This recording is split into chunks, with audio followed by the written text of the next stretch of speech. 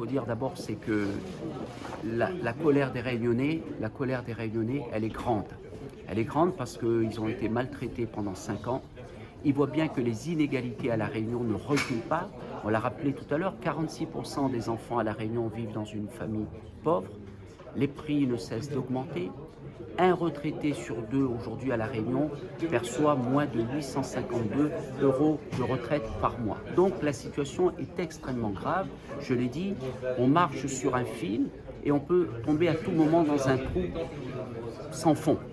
Donc à partir de là, il faut répondre à l'urgence sociale, mettre un bouclier social. C'est ce que j'ai dit tout à l'heure, c'est-à-dire bloquer les prix sur les produits de première nécessité, renforcer le bouclier qualité-prix, mettre la prime vie chère sur tous les minima sociaux, le minima vieillesse, revaloriser les petites retraites bien sûr, et le SMIC à 1 500 € net.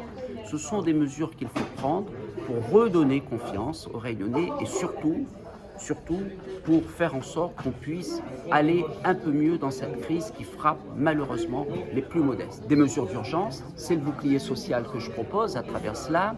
C'est aussi, on l'a vu tout à l'heure sur le logement, il faut continuer à faire du logement à La Réunion, il faut le faire différemment bien sûr. Il faut faire des résidences seniors à loyer modéré, il faut faire plus de logements pour nos étudiants.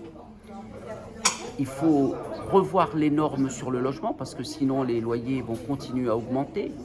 Il faut également faire en sorte qu'aujourd'hui la loi change pour que lorsqu'il y a un logement qui est reconnu insalubre, le locataire puisse se défendre à armes égales, ce qui n'est pas le cas aujourd'hui. C'est le bailleur qui l'emporte, ce n'est pas le locataire. Donc il faut changer tout cela, mais en même temps il y a l'urgence. Mais la responsabilité des uns et des autres également, c'est de préparer la Réunion de demain. Préparer la Réunion de demain, c'est mettre l'accent sur l'éducation, c'est mettre l'accent sur l'université, en faire une vraie université régionale, c'est très important également.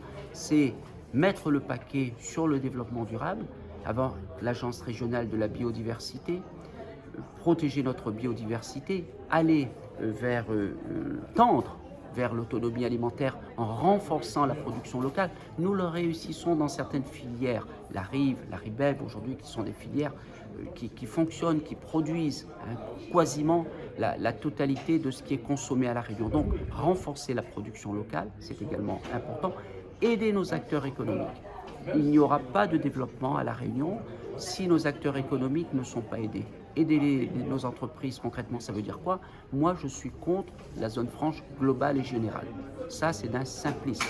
Vous comprenez bien qu'un notaire, aujourd'hui, est-ce qu'il a besoin d'une zone franche globale et générale? Et toutes les études montrent que quand vous faites une zone franche globale et générale, ça coûte très cher et ça crée peu d'emplois.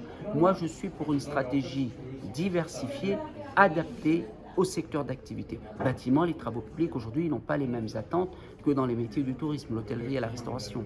Ces métiers-là n'ont pas les mêmes attentes aujourd'hui que les commerces du centre-ville. Donc, une stratégie qui soit différenciée aux différents secteurs d'activité. Il faut reporter les remboursements du PGE. Sinon, c'est enfoncer nos entreprises, nos petites entreprises. Enfin, nos entreprises réunionnaises, c'est connu, elles ont une faiblesse, c'est la faiblesse des fonds propres. Et moi, je porterai, si je suis bien sûr député, dès la fin de l'année, un amendement pour renforcer les fonds propres dans nos entreprises, parce que quand vous n'avez pas de fonds propres, vous ne pouvez pas innover, vous ne pouvez pas vous développer. Donc, l'urgence sociale, c'est le bouclier social avec les mesures que j'ai dites, mettre le paquet sur l'éducation, mettre le paquet sur le logement, aider nos secteurs d'activité, réussir la transition écologique. Et je rajoute un dernier point qui est très important pour moi, c'est la santé.